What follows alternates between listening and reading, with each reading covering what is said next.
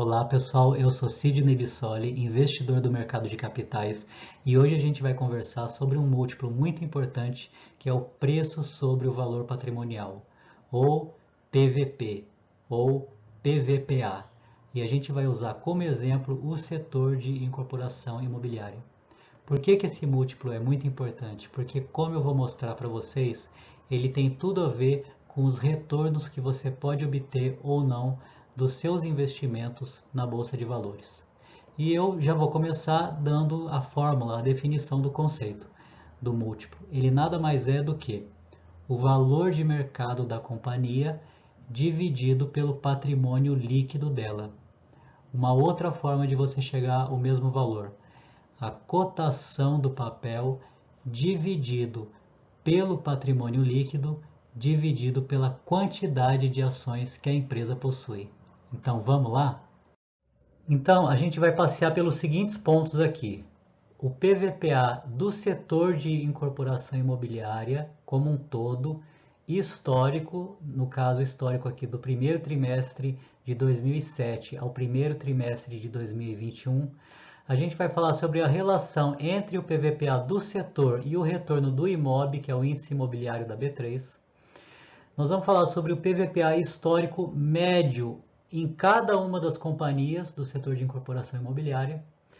A gente vai ver como o PVPA destas companhias se encontra atualmente no primeiro trimestre de 2021 e eu vou terminar dando um exemplo aqui da Cyrela, que é uma das mais recomendadas pelos analistas atualmente no setor.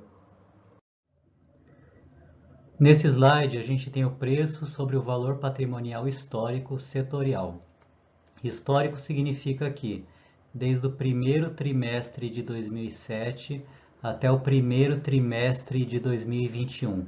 Setorial significa todas as empresas do setor de incorporação imobiliária listadas no novo mercado da B3. No gráfico, vocês podem ver que tem três linhas horizontais tracejadas. A do meio é o PVPA médio, que está passando aqui nesse momento em 1,18. A de cima é a média mais um desvio padrão, que passa em 1,73. E a de baixo, a média menos um desvio padrão, que passa em 0,62. Então, isso significa que, na maioria das vezes, o preço sobre o valor patrimonial setorial ele vai variar entre 0,60 e 1,70, algum número próximo disso. A gente vê ainda nesse gráfico alguns momentos de euforia no mercado, que eu citaria aqui dois. Esse de 2007, no final de 2007, foi quando o Brasil estava vivendo o boom do mercado imobiliário. E aqui no final de 2009, numa época de queda de taxa de juros no Brasil, antes da pandemia de coronavírus. A gente pode ver nesse gráfico também alguns momentos de depressão, que eu citaria dois. Esse aqui no final de 2008, que foi quando o mundo estava vivendo a crise do subprime norte-americano. Nessa época, o PVPA chegou a 0,73, PVPA setorial. E também aqui no final de 2015, quando o Brasil estava vivendo uma das piores recessões de sua história, que acabou culminando no impeachment da presidente Dilma Rousseff. Nessa época, o PVPA histórico, o PVPA setorial, chegou a 0,32. Então, esse gráfico aqui é muito interessante porque eu estou comparando o PVPA setorial com os retornos trimestrais médios do IMOB, que é o índice imobiliário da B3. Primeiro vamos entender o gráfico. Nas barras laranjas verticais, a gente tem o PVPA setorial. O eixo Y dela está aqui à esquerda, variando entre 0 e 3. Na linha azul, a gente tem os retornos trimestrais médios do IMOB. O eixo Y dela está aqui à direita, variando entre menos 1% e 5%. O que essa linha azul significa? Significa o seguinte, por exemplo, qualquer pessoa que tenha comprado o IMOB aqui no final de 2010 e manteve essa posição até hoje, ou seja, até o final do primeiro trimestre de 2021, esta pessoa não só ela não ganhou nada, como ela perdeu dinheiro, porque o retorno trimestral médio de quem comprou nesta data aqui está abaixo de 0%. O inverso é verdadeiro. Quem comprou nesta data aqui, em julho de 2015, por exemplo, teve um retorno e manteve essa posição até hoje, está tendo um retorno trimestral médio em torno de 4%. Dito isso, o que esse gráfico está mostrando para nós? Eu não sei se vocês percebem, mas tem uma correlação inversa, negativa aqui, entre o PVPA e o retorno trimestral médio do imóvel. Ou seja, quando o PVPA cai, o retorno sobe. Isso acontece aqui, ó, tá vendo? Em fevereiro de 2009. Aqui também em julho de 2015, quando o PVPA vai caindo, o retorno trimestral médio vai subindo.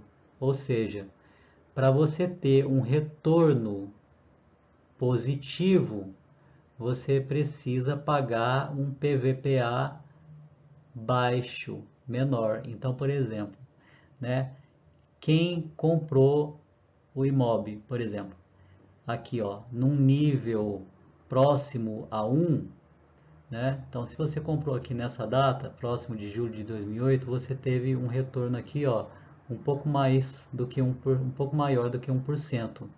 Se você comprou nesta data aqui, ó, perto de janeiro de 2012, você teve um retorno um pouco menor do que 1%.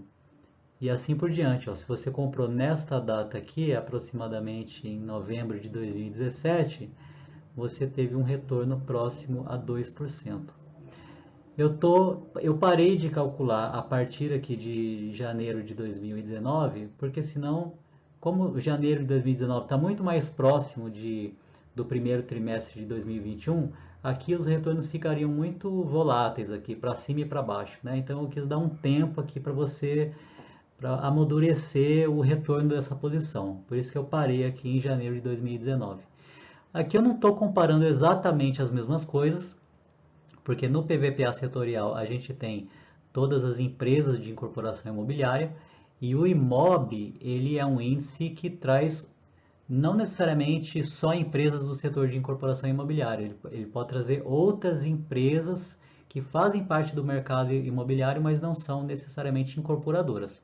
Mas de qualquer forma é o índice que a gente tem na B3 e ele é o mais próximo aqui do que a gente conhece aqui como setor de incorporação imobiliária. Então agora vamos ver a média histórica do PVPA empresa por empresa.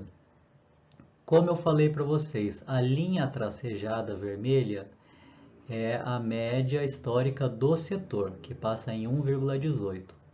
O que a gente está vendo aqui, que tem duas empresas que estão com PVPAs bastante inflacionados, que é o caso da Plano e Plano e a Cury. São empresas jovens, acabaram de abrir o capital na bolsa, captaram muito dinheiro. O que o mercado está dizendo aqui? Que as perspectivas de crescimento das duas são muito fortes, né? Então estão com muito dinheiro para comprar terreno, para lançar produto, para vender e para crescer o lucro, né? Ao mesmo tempo, isso tem um risco, porque, como a gente viu, os retornos maiores costumam acontecer quando você paga preços inferiores, né? Ou seja, tem um risco. Por mais que o crescimento da empresa seja extraordinário, se você tiver pagado um preço muito alto por esse crescimento, ainda que a empresa cresça muito, o investimento pode ter sido ruim, né? Então, esse é um risco aqui, né? Então, a gente vê aqui, por exemplo, né? Cirela, Tenda, Mitre e Exetec costumam não, elas têm um PVPA médio histórico de 1,5. E a gente vê outras empresas aqui que, ao contrário, o mercado costuma atribuir um valor para elas que é inferior ao valor do patrimônio, ou seja, abaixo de 1. Então a gente vê essa situação aqui em Tecnisa, em Trisul, Gafisa, Rodobens, Moura do Belks, PDG, CR2, Rossi Residencial e Viver Incorporações Imobiliárias. É lógico que eu estou tratando aqui da média durante esse período, do primeiro trimestre de 2007 até o primeiro trimestre de 2021, ou seja, esse gráfico nada diz sobre como é que o PVPA se encontra hoje, né? Que eu vou mostrar no próximo gráfico. Então, agora sim, falando de hoje, né, ou seja, ao final do primeiro trimestre de 2021, como é que está o PVPA de cada uma dessas empresas? E aí eu já estou classificando aqui para vocês das que são mais bem avaliadas pelo mercado, tem um PVPA maior, aquelas que são mais mal avaliadas pelo mercado têm um PVPA menor. Então, como a gente viu aqui, né, a Plano & Plano e a Cury estão com PVPAs bastante inflacionados. O que o mercado está dizendo aqui? Que as perspectivas de crescimento dessas empresas são gigantescas, né? O que realmente pode se concretizar, mas ainda assim, se você tiver pagado um preço muito alto por elas, em termos, ainda que o crescimento das empresas seja magnífico, o investimento nelas pode ter sido não tão bom assim, se o preço que você pagou foi muito alto por elas, né? Algumas a gente vê aqui que tem um PVPA negativo, isso acontece porque o patrimônio líquido delas é negativo, ou seja, elas têm mais passivos do que ativos, que é o caso da PDG, da Rossi Residencial e da Viver Incorporações Imobiliárias. E aí, tirando esses dois extremos, a gente vê que as empresas mais bem avaliadas são a Tenda, a Cirela, a Exetec, Trisul e a MRV Engenharia. E aquelas que não têm uma avaliação tão boa, ou seja, o valor de mercado delas é mais baixo do que o valor de patrimônio, ou seja, o PVPA é abaixo de 1. São a Meunic, a Gafisa, a Even, Moura do Becos, a Elbor, Tecnisa, Rodobens e a CR2. O trabalho do analista é identificar os erros do mercado, ou seja, quando é que o mercado está pagando menos daquilo que ele deveria pagar pela empresa. É lógico que isso pode acontecer tanto naquelas que têm um PVPA baixo, quanto naquelas que têm um PVPA maior.